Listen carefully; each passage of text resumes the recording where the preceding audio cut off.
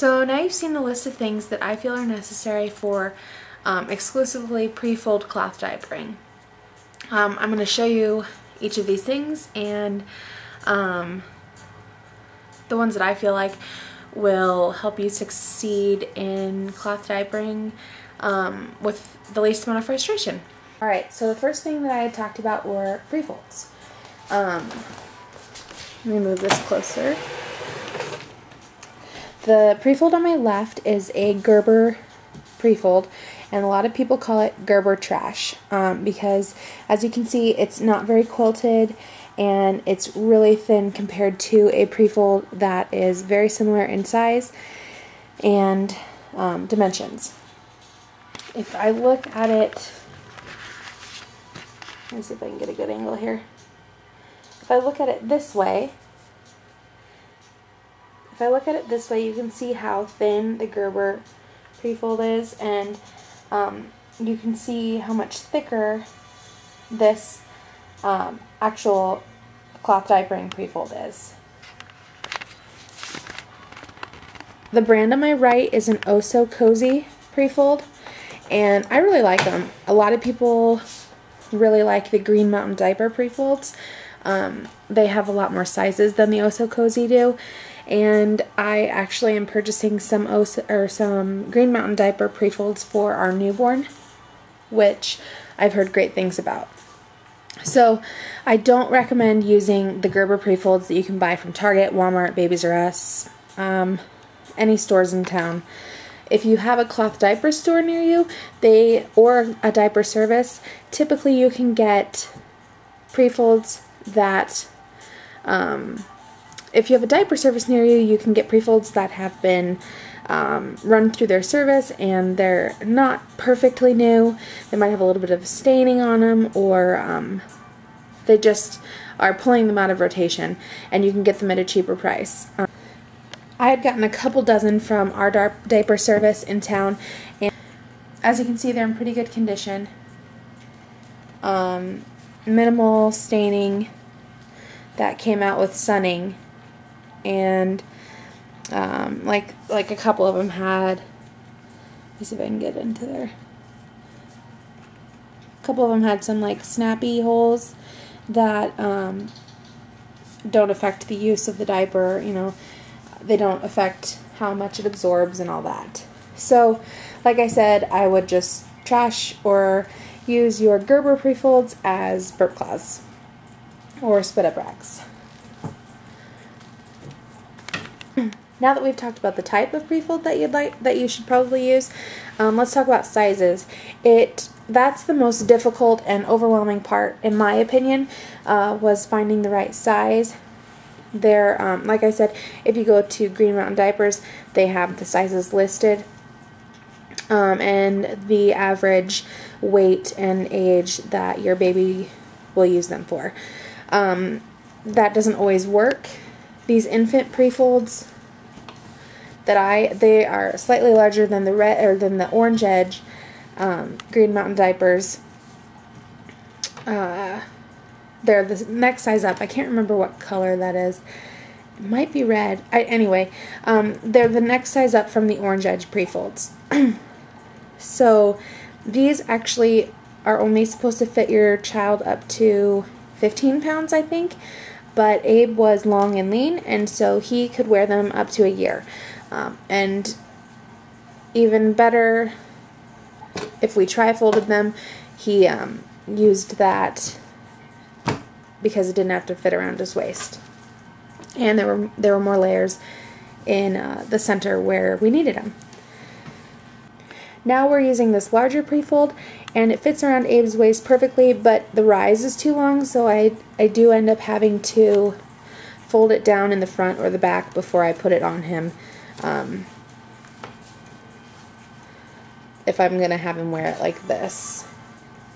And actually, that is typically how he wears his pre-folds now.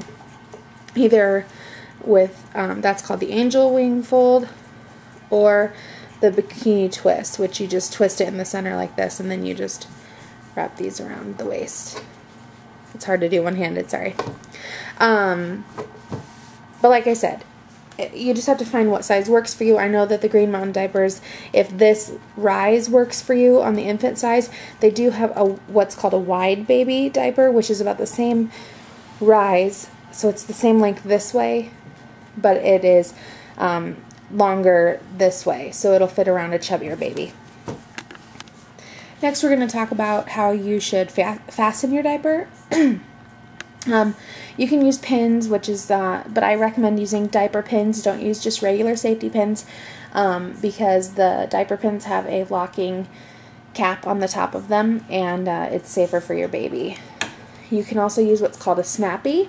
It has little teeth that grip into the fabric, and you just put this on either side of their hips, and then you pull this down in the middle. If you have a baby that has belly issues or is chunkier, sometimes this doesn't work. I know that some people have had a hard time with babies that had gas bubbles. It made their bellies more sensitive. Oh, and this also comes in 2 sizes. It comes in a size 1 and a size 2. 1 is specifically made for smaller babies, and I would say we used ours up to about 1 year. And then after that we got a size 2. And 2 is supposed to go from toddler until potty training. My newfound love are these. They're called Boingos, and they have the teeth as well, but they're at a different angle than the, sorry, it's hard to see because it's dark, but they're at a different angle, there you go, than the snappies are. And I love these because you can put them on either hip, like this, and like Abe can still wear his small Prefolds, those little tiny ones that I had showed you before, this size. He can still wear those because this just has to fit over his hips. Alright, so let's talk about covers. You can go with the cheap covers from Target or Walmart, the pull-up pants that you used to see like in the old-fashioned cloth diapering, but I find that those are pretty tight around the legs because they're not customizable, and they're really poofy. It kind of looks like you have a pillow on your kid's booty. Now there are some more modern options. This is basically the same idea as the pull-up diaper covers. It's made from a fabric called PUL, which is polyurethane laminate for short, or well, I guess PUL is short for polyurethane laminate. So you can see that it kind of has, sorry for the staining, but it kind of has like a plasticky feel on the inside, and then it wraps around the baby just like you would put a disposable diaper on it.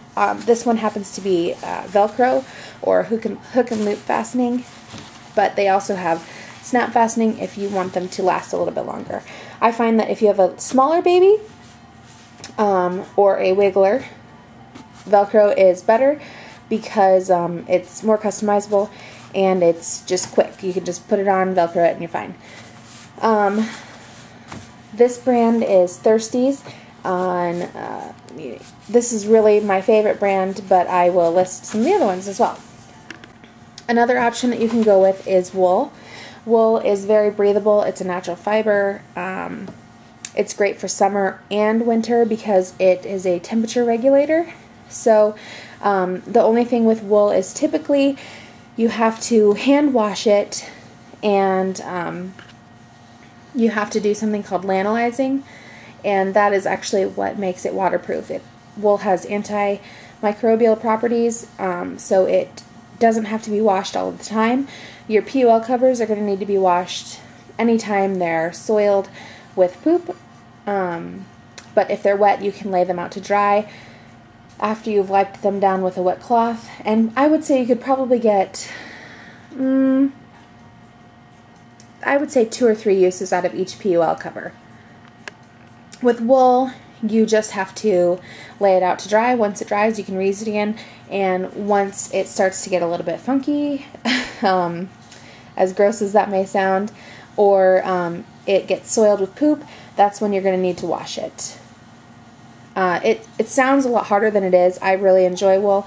I didn't at first because I didn't know how to use it as well. But once you get the hang of it, it's really easy. So that was called a soaker, a wool soaker. Another option that we have that you can use are, these are called wool longies, and they also make wool shorties, so they're just shorts that are made out of wool. They also have wool skirties for girls, and these ones are actually a pair of woolies, or wool longies that I made. And all you have to do is take a recycled sweater that's made of wool, and it's really easy. There's a lot of tutorials on how to make it. Alright. Another option is fleece, and you can actually have a fleece soaker in this style. I think they might have some wool and fleece soakers that snap on or velcro on too, but this is a pair of fleece longies that I made for Abe.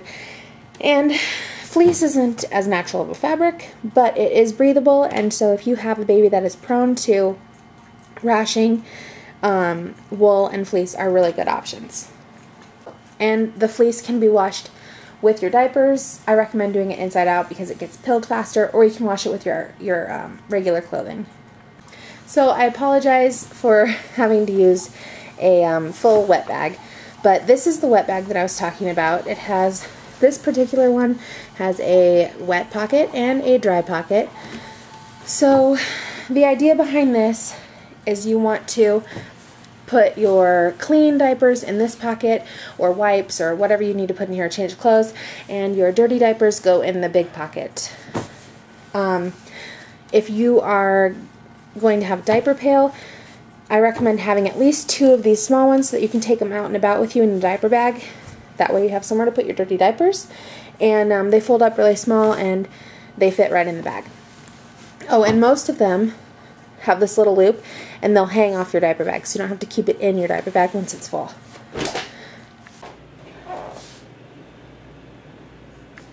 Alright, and last but not least, you're going to need some wipes, cloth or disposable. I feel like disposable, I have more trash, and cloth isn't any harder because you change the baby's diaper, and so you've changed the baby's diaper. This is a soiled diaper. You wipe the baby's booty, and then you just fold everything up together, and it all goes in the wet bag. Disposable, you have to find a trash can, and it's not typically a good idea to wash your disposable wipes in the washer, but you know, if it happens every once in a while, it's not a big deal. Just make sure that you get them out of the washer. So I hope that that helped. Sorry it took me so long to get this uploaded, but it's been a long weekend. So I will talk to you guys later, and if you have any questions, let me know.